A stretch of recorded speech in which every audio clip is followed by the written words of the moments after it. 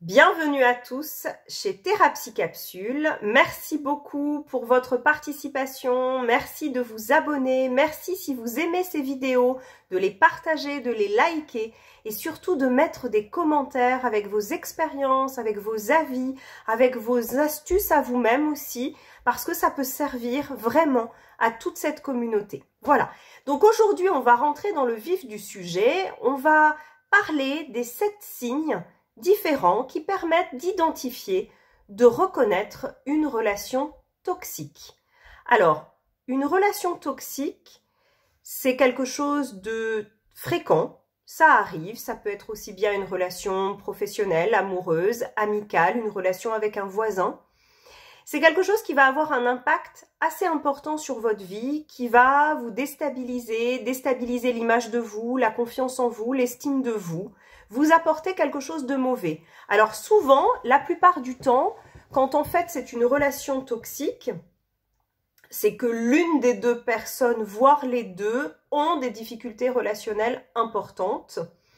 Et là, c'est souvent que vous allez être en contact avec des gens qui ont soit des troubles du comportement, soit d'autres difficultés qui ne sont pas forcément avérées, qui ne sont pas forcément visibles de prime abord. Donc nous, on va apprendre comment reconnaître très simplement à quel signe identifier que ça ne va pas.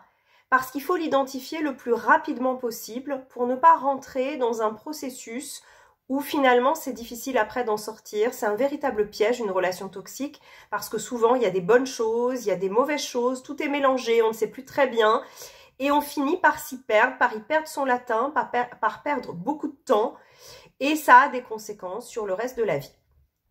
Alors 7 signes. Le premier, quel est le premier signe? Le premier signe, c'est d'abord comment vous vous sentez physiquement à côté de cette personne. Est-ce que vous avez, quand vous discutez avec elle ou simplement quand vous êtes à côté d'elle, des variations d'énergie qui sont importantes? Souvent, quand on est face à ce qu'on appelle par exemple un vampire psychique, alors pas au sens spirituel du terme, au sens de la psyché, on a des variations importantes. Est-ce que, avant de voir cette personne, vous vous sentez plutôt bien, plutôt joyeuse, avec une image de vous peut-être positive, une image du monde vraiment agréable, et ensuite, quand vous quittez cette personne, vous êtes vidé, vous êtes pompé, et souvent, quand c'est une relation toxique, on a l'impression qu'il s'est passé quelque chose à notre insu qu'on ne maîtrise pas, qui fait qu'on n'est pas bien, mais on ne peut pas vraiment mettre le doigt dessus. Donc la première chose, rappelez-vous ce qu'on apprend en PNL, c'est le corps et l'esprit forment un même système cybernétique. Ça veut dire que c'est votre corps qui va vous informer en premier de ce que quelque chose n'est pas bon pour vous. Et votre corps, c'est aussi les variations d'énergie, c'est aussi des somatisations. Tiens, si je constate que systématiquement, quand je vois tel ami, j'ai mal à la tête après, c'est peut-être un signe à écouter. Alors, deuxième signe important d'une relation toxique, c'est vous ne pouvez pas être vous-même. Vous ne pouvez pas être vraiment ce que vous êtes. Vous ne pouvez pas affirmer votre plein potentiel. Vous marchez sur des œufs. Parce qu'avec cette personne, par exemple, il y a des sujets interdits. Cette personne réagit très vivement quand vous exprimez certains aspects de votre personnalité. Rappelez-vous qu'une bonne relation, c'est une relation où vous êtes totalement accepté tel que vous êtes, ou globalement accepté, tel que vous êtes. Rappelez-vous dans le film Bridget Jones, pour ceux qui sont des fans comme moi peut-être, Bridget Jones, Mark Darcy lui dit « Je vous aime tel que vous êtes ». Et il l'accepte dans toutes ses facettes. Ben, c'est un petit peu ça une bonne relation. Et à contrario, une relation toxique, c'est une relation qui va vous obliger à porter un masque qui n'est même pas souvent un masque que vous aurez choisi. On a tous des masques un peu sociaux qu'on porte à certaines occasions, mais l'intérêt, c'est de pouvoir l'ôter régulièrement, c'est pouvoir faire en sorte que ce masque, il nous corresponde quand même globalement et que ce soit des petits ajustements et pas des renoncements majeurs à ce qu'on est. Troisième signe d'une relation toxique, vous n'êtes pas entendu, vous n'êtes pas écouté.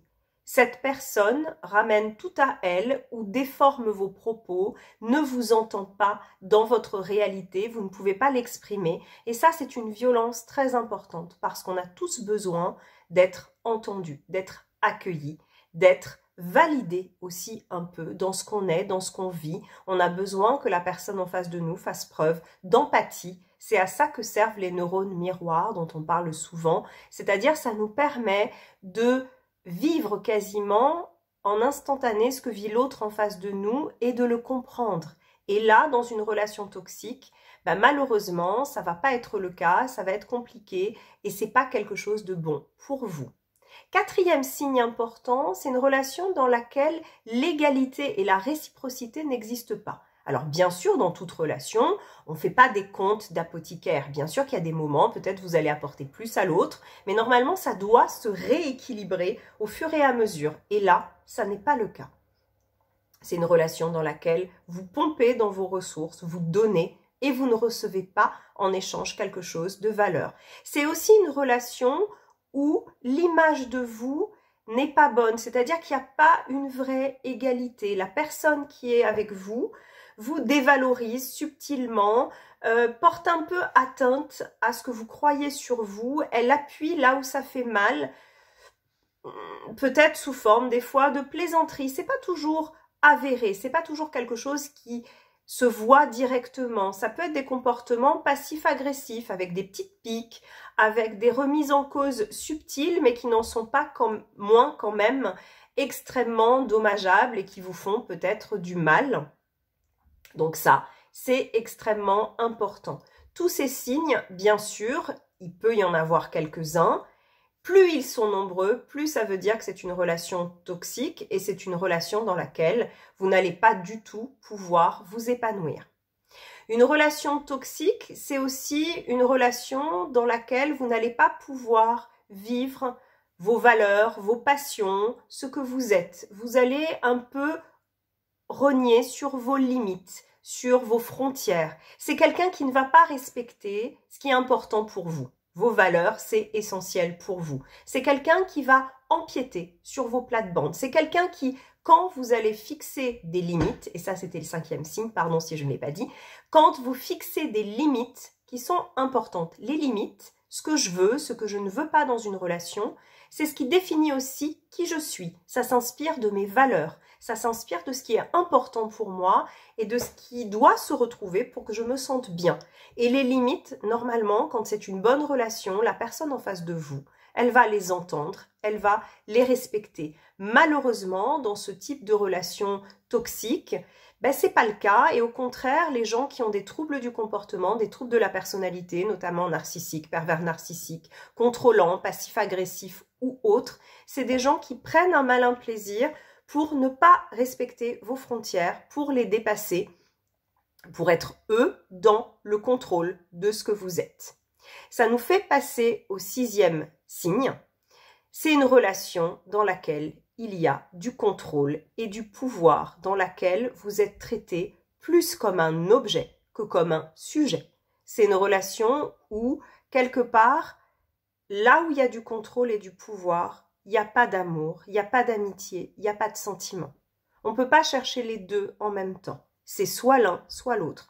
Parce que quand on est dans l'amour, on est dans l'acceptation de ce qu'est l'autre, on est dans l'écoute de l'autre, on est dans l'ouverture à l'autre. C'est le contraire du contrôle et du pouvoir qui s'apparente plus au fait de considérer l'autre comme un objet que je dois maîtriser pour assurer ma sécurité, pour assurer mon image de moi, pour assurer ma supériorité, mais ça veut dire que je ne suis absolument pas en lien avec l'autre. Et ça, c'est le dernier signe, le 7e signe. Une relation toxique, c'est une non-relation. C'est une relation où il n'y a pas de communication authentique. C'est une relation où il n'y a pas de lien. Le lien, c'est quelque chose qu'on tisse progressivement vers l'autre. C'est quelque chose qui est précieux. Dans une relation toxique, c'est une relation où il y en a un qui utilise l'autre, qui a une visée utilitaire et c'est absolument pas gratuit et c'est absolument pas du lien. D'ailleurs, vous allez constater un truc intéressant, c'est que quand vous prenez conscience de la toxicité des choses, quand vous mettez un terme, quand vous mettez des limites, l'autre va disparaître.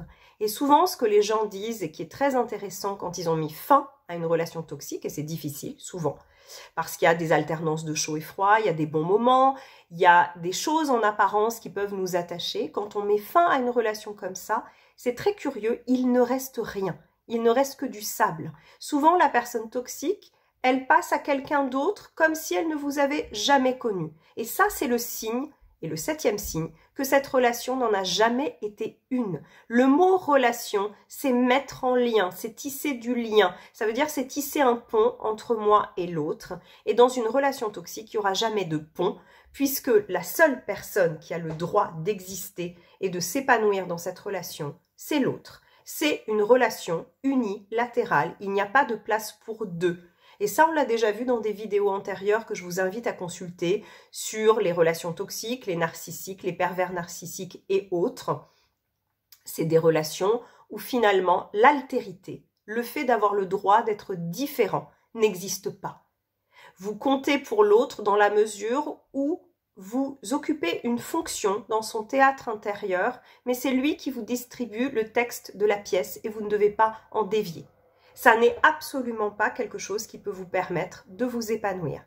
Voilà, j'espère que cette vidéo vous sera utile. Je vous propose de la commenter, de me dire si vous avez déjà vu des signes comme ça, au bout de combien de temps, quelle a été votre réaction, de la liker, de la partager, et je vous dis à très bientôt.